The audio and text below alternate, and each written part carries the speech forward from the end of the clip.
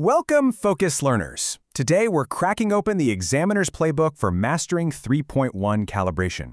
If you're tackling the Information Technology 9626 syllabus, you've definitely bumped into this topic. But here's the crazy reality. Examiners are constantly flagging 3.1 calibration, specifically the importance of it, as one of the most widely misunderstood areas in the entire syllabus. We're going to fix that right now, step by step, using the examiner's actual insights. So I want to toss this crucial question right over to you. Why do students find applying calibration concepts to unfamiliar contexts so incredibly hard? You know, examiners frequently tell us that candidates are absolutely brilliant at reciting textbook definitions, but they completely freeze up when trying to apply those same theoretical principles to new, unfamiliar scenarios. It's literally the hurdle that stops good students from getting great marks. So here is the crucial point, the classic mistake, handing in generic answers that just aren't specific to the question's context. Guys, this is the absolute #1 reason students just hemorrhage marks on calibration questions. You can write a totally beautiful, grammatically perfect paragraph explaining calibration, but if you don't anchor it to the specific scenario they gave you, you're just not getting the credit. No way. To make sure you never fall into that trap, here's our systematic roadmap for today's explainer. 1. The calibration challenge. 2. Mastery of core principles. 3. The method mark strategy. 4. Standardized procedural framework. 5. Deconstruct, solve, evaluate. And finally, 6. Top 3 examiner warnings. By the time we wrap this up, we're going to shift your mindset from just memorizing facts to actually understanding precise examiner expectations. All right, jumping right in. Section 1, the calibration challenge, beyond rote memorization. The core issue here is that top-performing candidates, they don't just memorize. They treat calibration like a connected framework, rather than just a bunch of isolated data points. To truly master calibration, you've got to hit 3 very distinct cognitive domains. First up, knowledge and understanding, basically knowing your baseline facts. Second is application, putting those facts into practice in the real world. And third, analysis. You literally have to climb the ladder from basic knowledge all the way up to evidence-based analysis to lock in those top-tier marks. Moving on to Section 2, Mastery of Core Principles, Building the Foundation. You know, you really can't apply what you don't fundamentally understand. The whole theoretical architecture of calibration rests incredibly heavily on precise definitions and really grasping those causal relationships. Just look at this comparison. Over on one side, we've got your standard, generic isolated facts, but on the other, cross-topic conceptual connections. If you just take that generic approach, you are severely capping your score. But principal examiner reports explicitly show that candidates who actively integrate calibration with other syllabus areas, making those cross-topic connections, score significantly higher. It proves to the examiner that you actually see the big picture of information technology. Okay, let's dive into this next phase. Section 3, the method mark strategy, earning marks for process. This right here is where you can really start padding out your score.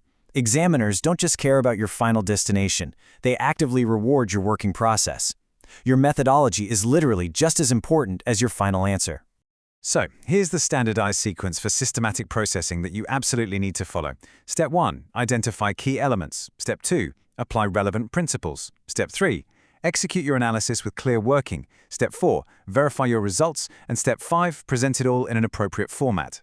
I seriously cannot stress this enough. Skipping even a single step here leaves incredibly easy method marks just sitting on the table. Show your work.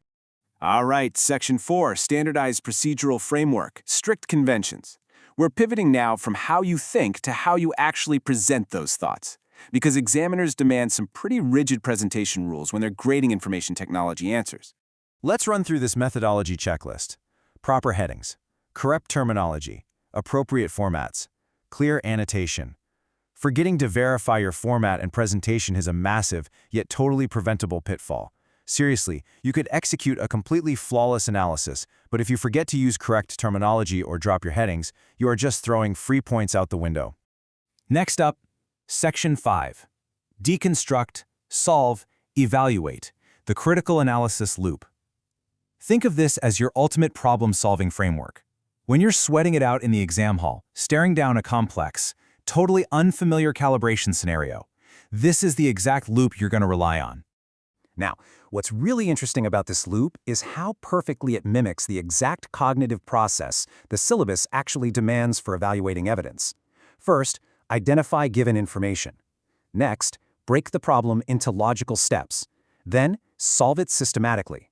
After that, check for reasonableness, like does your answer actually make sense in the real world? And finally, make justified recommendations. Because, look, critical analysis isn't just about solving a math problem or a logic puzzle.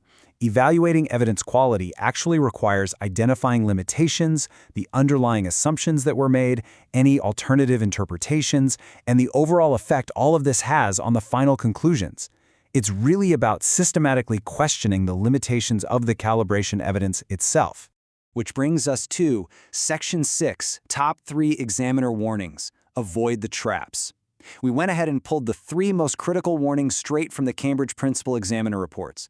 These are the major traps you've absolutely got to avoid. Warning number 1. Answers are too vague. Examiners demand specific details. Look, vagueness is the absolute enemy of that method mark strategy we talked about earlier. If you're tossing out broad, sweeping statements about calibration without specifically tying them back to the IT system in the question, you are not getting those marks. Period. You have to be precise. Moving right along to warning number 2. Candidates forget to check format and presentation conventions. Now, we touched on this earlier, but it absolutely bears repeating because examiners complain about it every single year. A totally brilliant, perfectly accurate analysis that's presented in the wrong format, like missing clear annotations or proper headings, is still going to bleed marks. Don't let laziness in your formatting ruin your stellar analytical work. And finally, warning number 3. Answers are not specific to the context given in the scenario. And honestly, this brilliantly illustrates why that classic mistake we discussed right at the start of this explainer is so incredibly fatal to student scores. In these exams, context is literally everything. I really want to anchor our entire explainer today with this incredibly powerful quote from the Examiner Insights. Always link every point to the given scenario. Honestly, applying this one single rule is the ultimate test of your 3.1 calibration mastery. Whenever you write down a fact, stop and ask yourself, wait, how does this actually apply to the exact scenario on my paper? So I'm going to leave you with this somewhat provocative thought. When you sit down at your desk to study today, will your next practice answer actually pass the context test? I want to challenge you to apply this systematic, deconstruct, solve, evaluate approach to the very next past paper question you tackle. Keep those answers specific, make sure to show your process, and remember to always link it back to the scenario. Happy learning and keep focused.